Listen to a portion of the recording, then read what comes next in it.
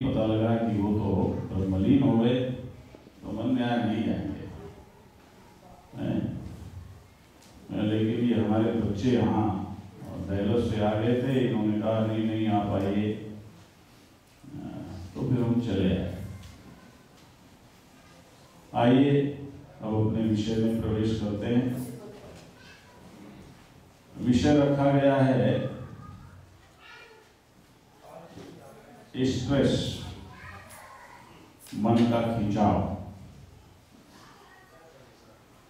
और उसमें योग की, ध्यान की, अध्यात्म की भूमिका।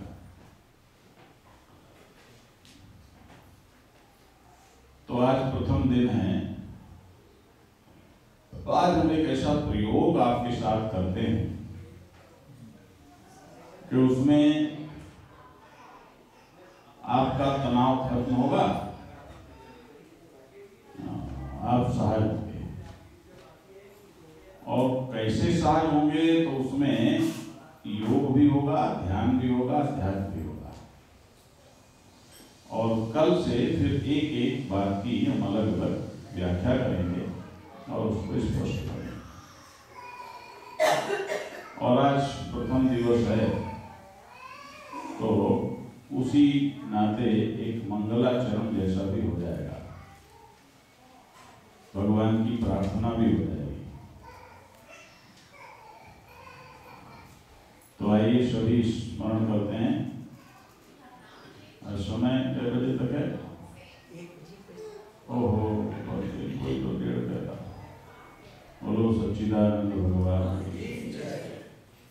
1 बजे आती होती, 10-5 मिनट। अच्छा 10-5 मिनट बढ़ा सकते हैं। चलो ठीक है 10-5 मिनट, 10-5। बोलो सच्चिदानंद।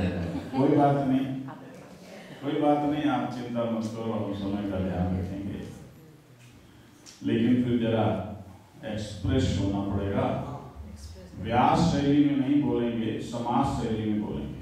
व्यास शैली का मतलब मट्ठा शैली, और समास शैली का मतलब सूत्र शैली।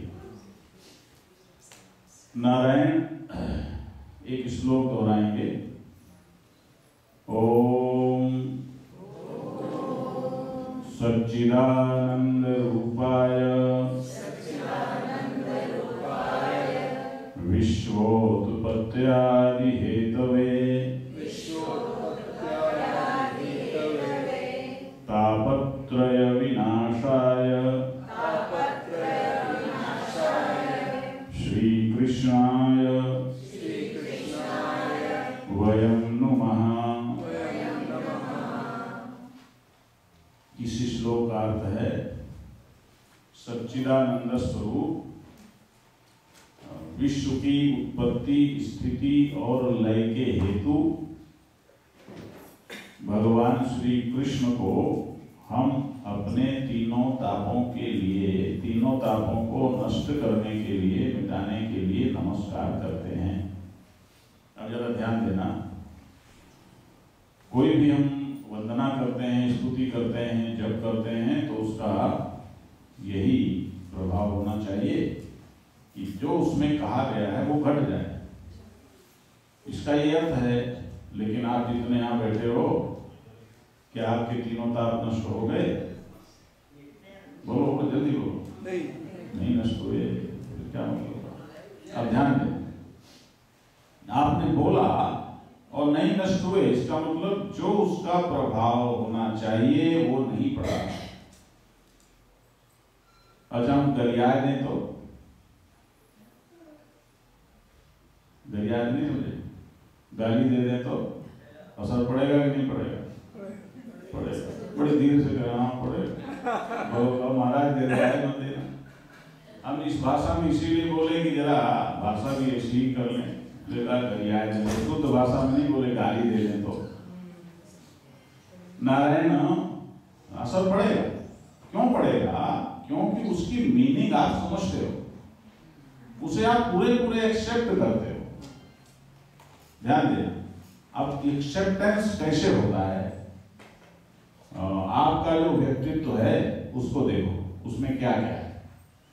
शरीर है कि नहीं, इसकी व्याख्या बाद में करेंगे। शरीर है या नहीं है, बोलो। है। प्राण है शरीर में कि नहीं है? है। मन है कि नहीं है? बुद्धि है कि नहीं है? दिल है कि नहीं है? आत्मा है तो उसका कोई मतलब नहीं, क्योंकि आत्मा को कुछ नहीं करना होता। आत्मा तो जस की तसी होती है। आत्मा को नहीं सुधारना होता, आत्मा का परिष्कार नहीं होता, अंतःकरण का परिष्कार होता है। तो शरीर, प्राण, मन, बुद्धि और हृदय, ये पांचों आपकी पर्सनालिटी के, आपके व्यक्तित्व के घटक हैं, है ना? आपकी इंडिविजुअलिटी के घटक हैं। यानी ये इतने हिस्से हैं, ये तत्व हैं, इनसे मिलकर के आप बने हैं। इनके बिना आप हो सकते हैं क्या? नहीं हो सकते। कुछ भी आप करते हैं तो जाने अनजाने इन पांचों का फंक्शन होता है या नहीं होता है? होता है। लेकिन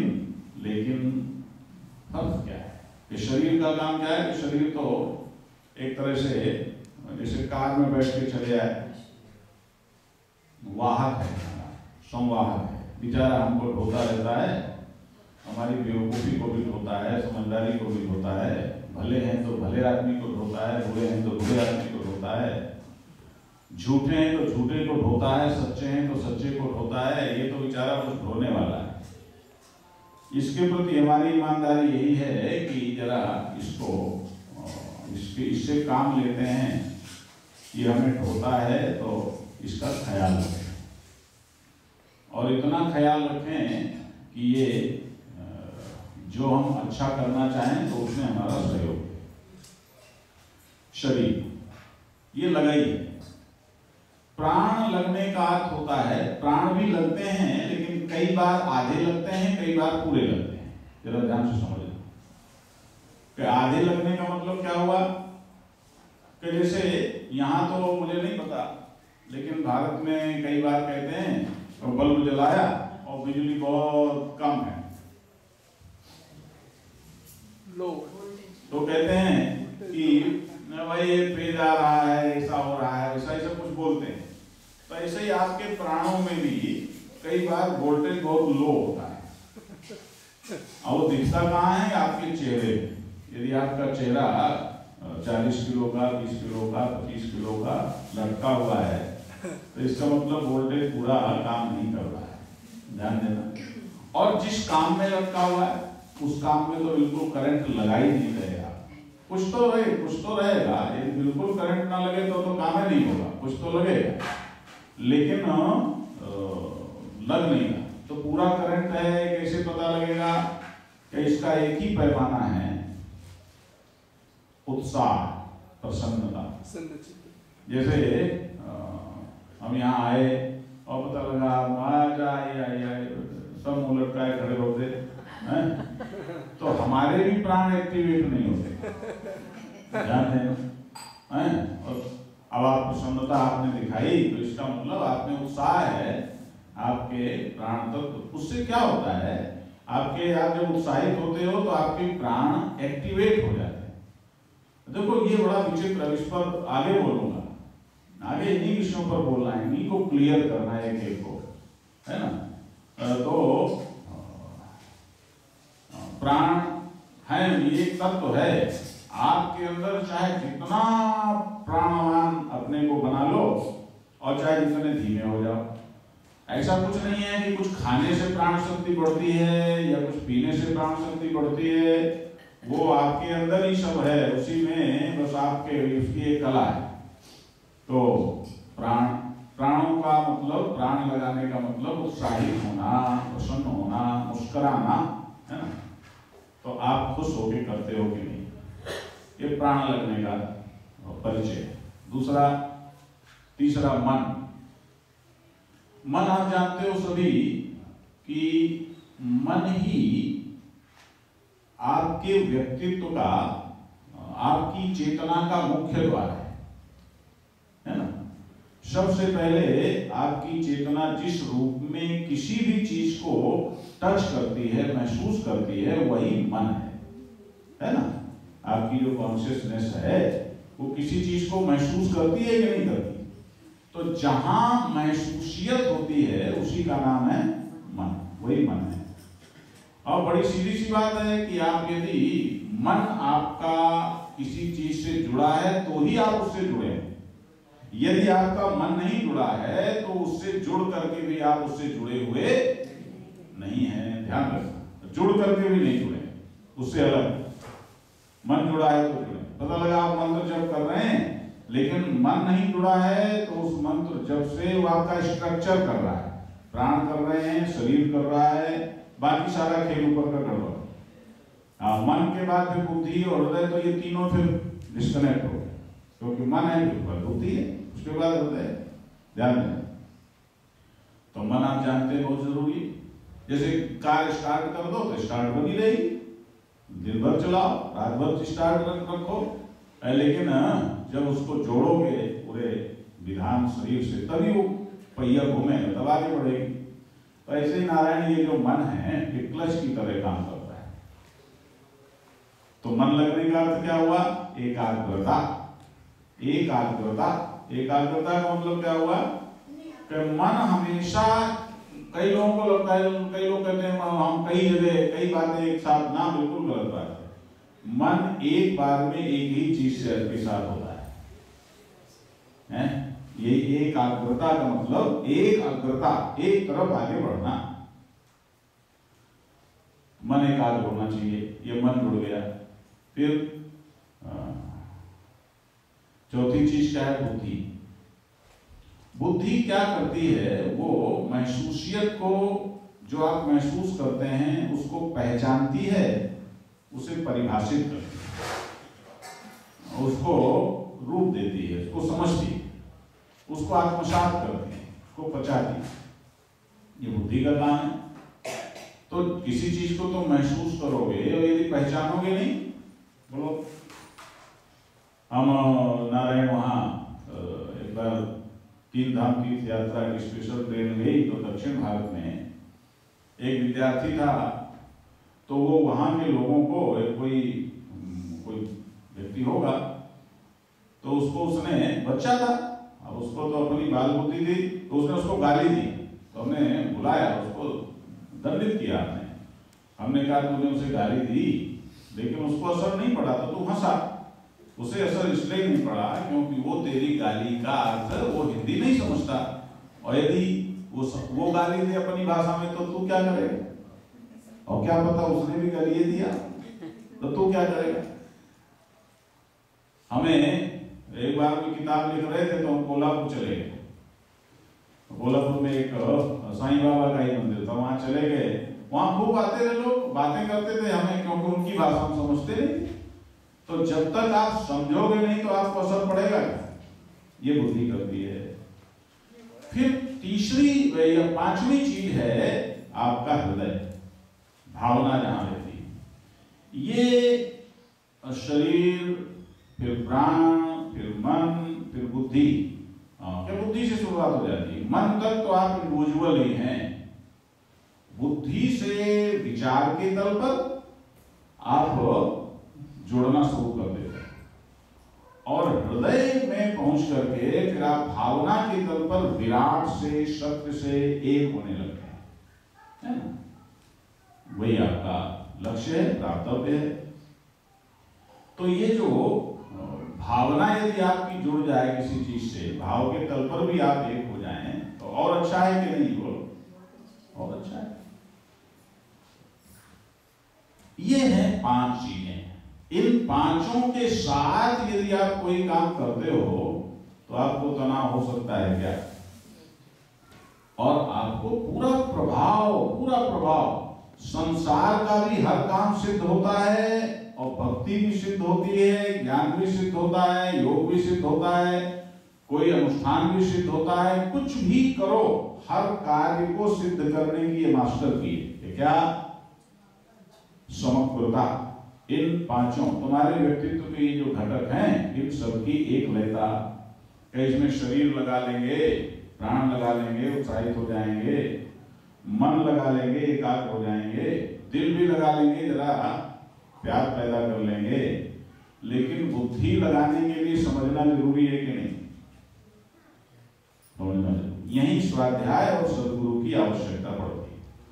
जो लोग सोचते हैं हम अंग्रेजी जानते हैं तो स्पिरिचुअलिटी भी समझ लेंगे, नहीं समझ सकते। याद रखो। तो नारायण, अब ये जो सच्चिदानंद रूपाय ईश्वरोत्पत्ति आदि हेतवे तापत्रय विनाशाय श्री कृष्णाय वयं नमः, ये श्लोक आपने बोला, तो इसको बोलते समय शरीर लगा लो, प्राण लगा लो, मन लगा लो, दिल लगा लो, लेकिन बुद्धि लगाने के लिए इस श्लोक का पूरा पूरा मतलब समझना पड़ेगा। बात समझ आ गई? आप देखो अभी प्रयोग करते हैं। सच्चिदानंद रूपाय विश्वोत्पत्त्यादि हेतवे, ध्यान से सुनना। इस आधे श्लोक में भगवान का पूरा परिचय, पूरा परिचय कैसे है? परिचय दो तरह का होता है। एक होता है मुख्य परिचय और एक होता है उपपरिचय। एक मेन इंट्रोडक्शन और एक सब उप, उससे रिलेटिव ध्यान देना।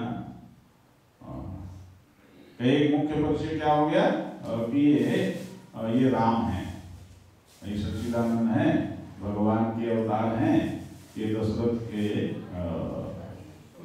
ये उनके व्यक्तित्व का ये मुख्य परिचय हो गया। ये भगवान के अवतार हैं, राम है, राजीव लोचन है, धनुर्धारी हैं, ऐसे ऐसे ये मुख्य परिचय है। साथ में उपपरिचय क्या हुआ? उपपरिचय हुआ कि ये दशरथ और कौशल्या के पुत्र हैं, सीता के पति हैं, लक्ष्मण के, भरत के, शत्रुघ्न के बड़े भाई हैं, है ना? ये उपपरिचय। या न्याय की भाषा में कहें तो मुख्य लक्षण और तटस्थ लक्षण। आप अपने घर को बताओ कि ये मेरे घर का नंबर है, ऐसा ये है, तो ये हुआ मुख्य परिचय। अब एक और पीछे ये बना है, आगे ये बना है, दाएं ये बना है, बाएं ये बना है, ये हुआ उपपरिचय। तो यहाँ देखो भगवान का मुख्य परिचय क्या है? सच्चिदानंद रूपाय। पूरा भगवान आज आप समझ लो, सच्चिदानंद रूपाय। तो भगवान कैसा है कि सच्चिदानंद है, ये भगवान का मुख्य परिचय। इसके आगे कोई परिचय बाकी नहीं। तो फिर उपपरिचय क्या है कि विश्वोत्पत्त्यादि हेतवे। कि भाई जब भगवान की बात की जाती है तो भगवान का संबंध किसी एक दो से थोड़े होगा, उसका तो संबंध पूरे विश्व से है। तो विश्व से उसका क्या संबंध है कि ये विश्व भगवान से ही पैदा हुआ है, भगवान से ही उत्पन्न हुआ है, भगवान से ही निकला है, भगवान में ही प्रकट हुआ है। ठीक है कहाँ? कि भगवान में ही है।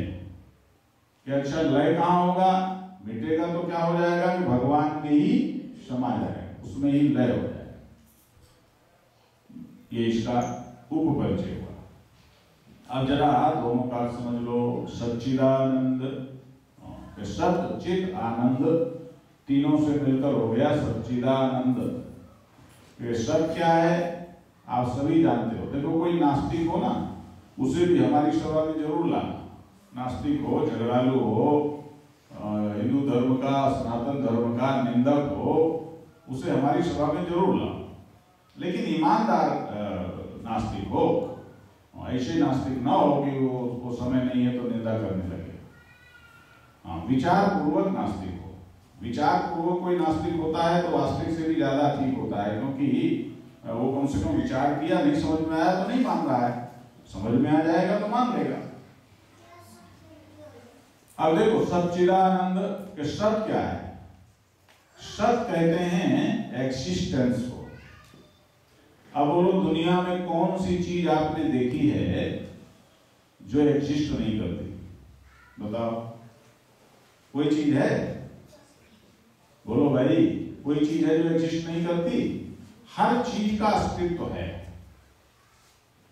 बिना अस्तित्व का तो कुछ नहीं है।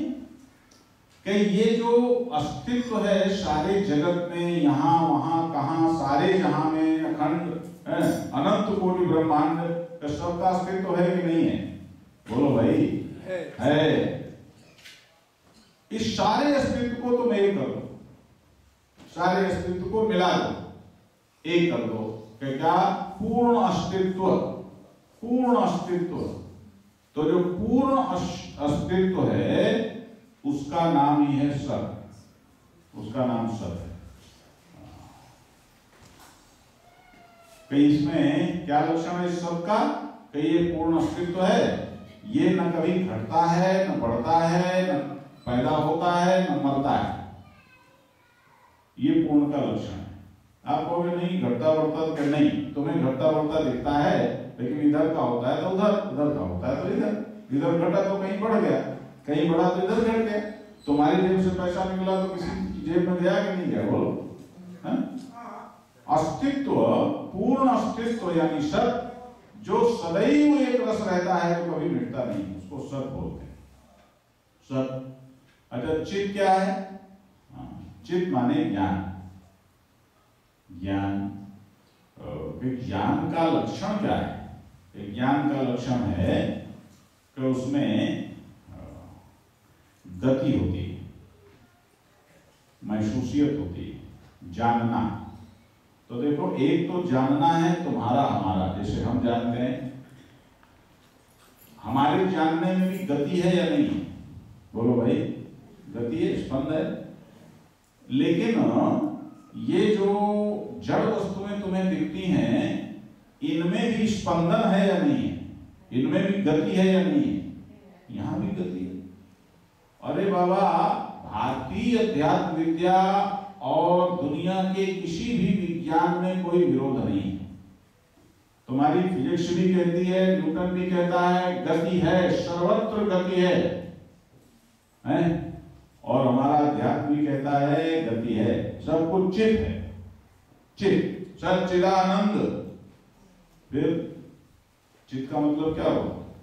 चित का मतलब गति। तो नारायण, और ये चित, चित भी पूर्ण है। पूर्ण चित का नाम, पूर्ण ज्ञान का नाम, पूर्ण गति का नाम, पूर्ण स्पंद तत्व का नाम चित। अच्छा, सच्चित के आनंद क्या है? हम तुम जितने हैं सब सुख को तो पहचानते हैं कि नहीं पहचानते? कि जहां सत है वहां चित है, वहां सत चित का कुछ इफेक्ट होगा कि नहीं होगा? कुछ असर होगा कि नहीं होगा? उस असर का नाम ही आनंद है। अब बड़ी मजे की बात है, आप कहोगे नहीं भाई कभी तो दुख होता है।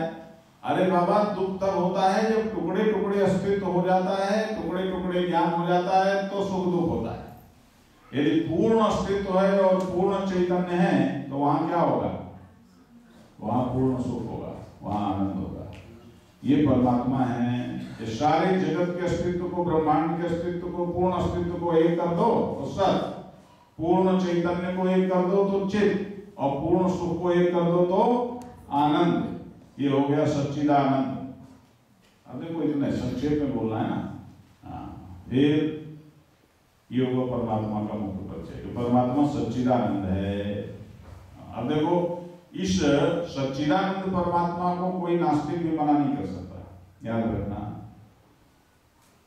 अच्छा, दूसरा लक्षण विश्वोत्पत्त्यादि हेतवे।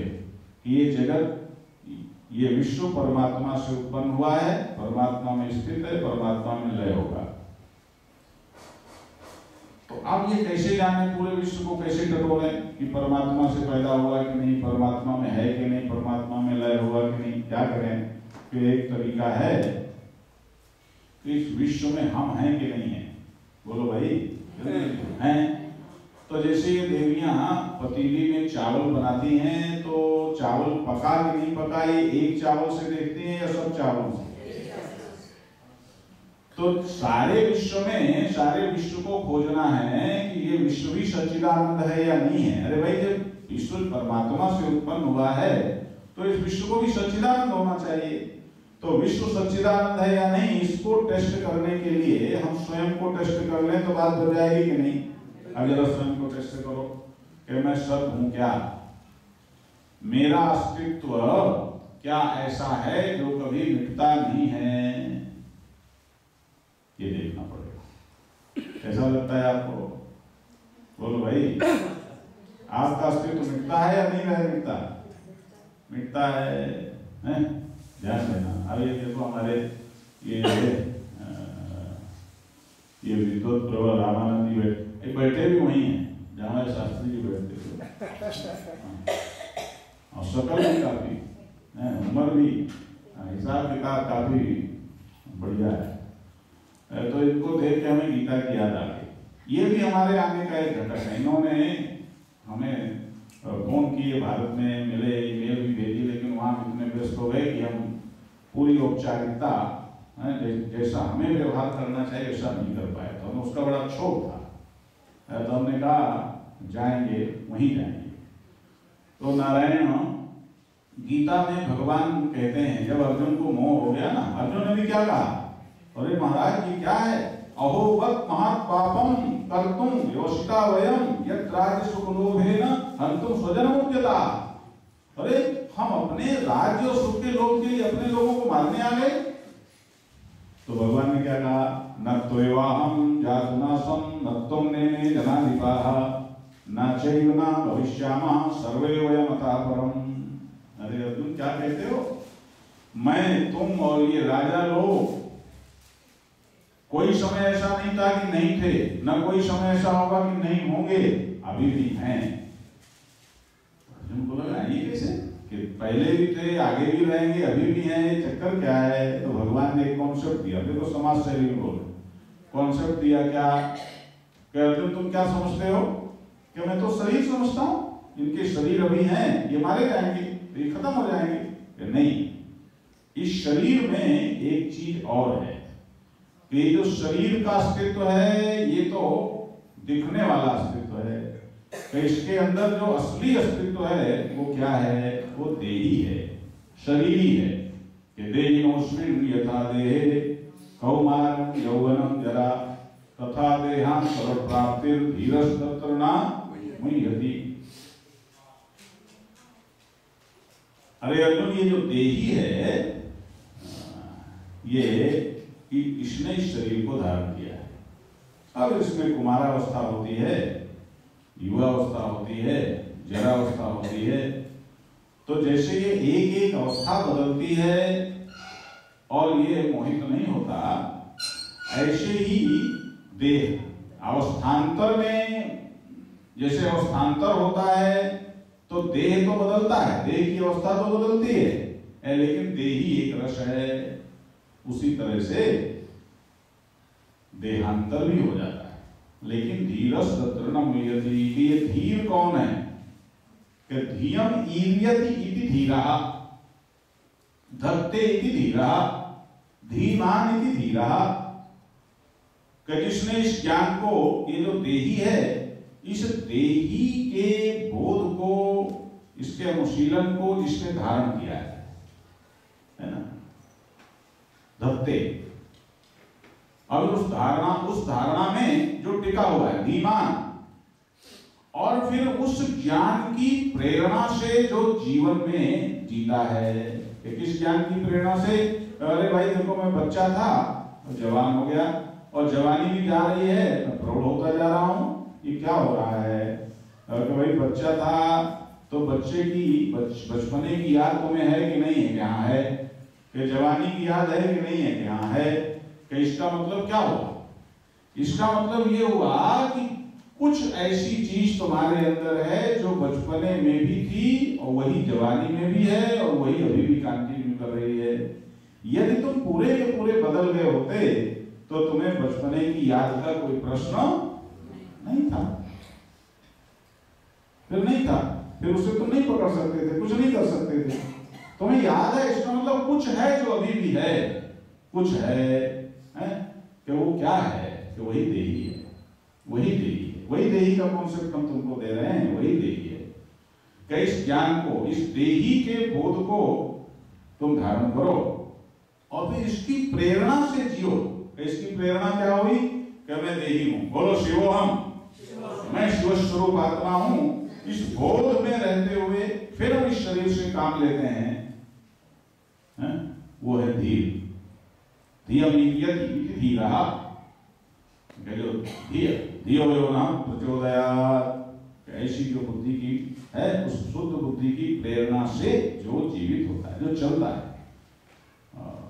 तो धीरस्तत्र न मुह्यति, कि देहांतर में भी धीर मोहित नहीं होता, धीर को फर्क नहीं पड़ता कि देहांतर भी होगा। वो तो जैसे बचपना मर गया, जवानी आ गई, जवानी मर गई, हैं, बुढ़ापा आया, बुढ़ापा भी मर जाएगा।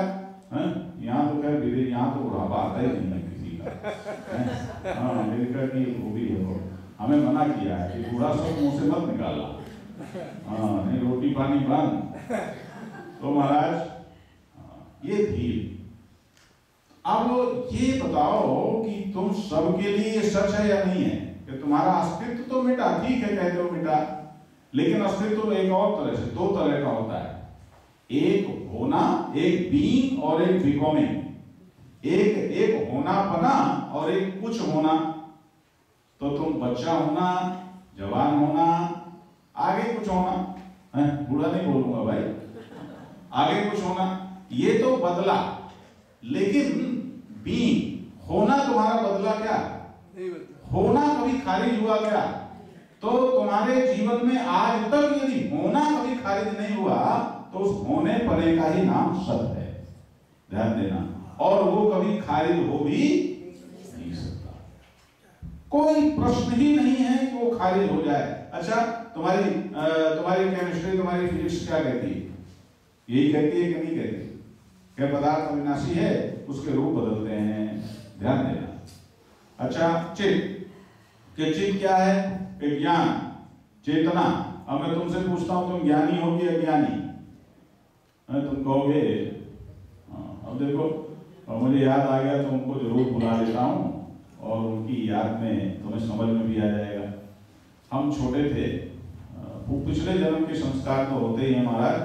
तो बचपन में हम प्राइमरी क्लास में ही पढ़ते थे, तो महाराज हमने सुना, गांव में चर्चा हो रही थी, रमते राम बाबा है, एक रमते राम बाबा करके हमारे यहाँ संत हो गए। हमारे नारायण वैसे तो गुरु भाई भी कह सकते हैं, लेकिन हमारे प्रथम गुरु वही हैं।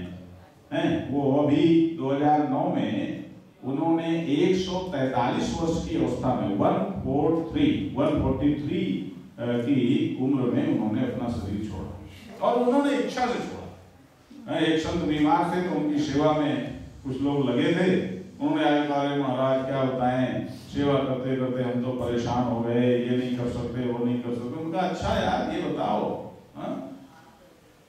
उपाध्याय जी के लिए क्या है, उपाध्याय ये सेवा में ये लोग कितने परेशान हैं, तो यदि हम भी कभी बीमार पड़े, शरीर कभी बीमार पड़ा, तो शरीर की सेवा ऐसे लोग परेशान होकर करेंगे, हैं?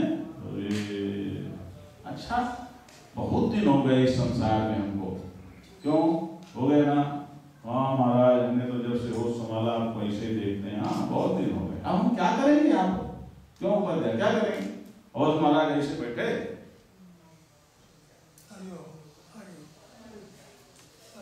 बोलो रमते राम बाबा की।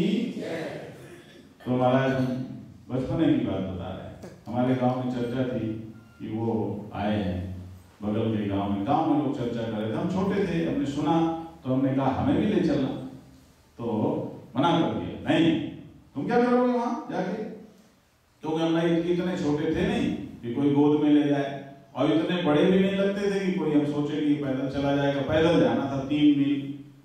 तो महाराज नहीं, लोगों ने डांट दिया, लेकिन हमारे दिल में इच्छा थी दर्शन करना। तो जब लोगों की टोली गई तो हम पीछे छुप के गए,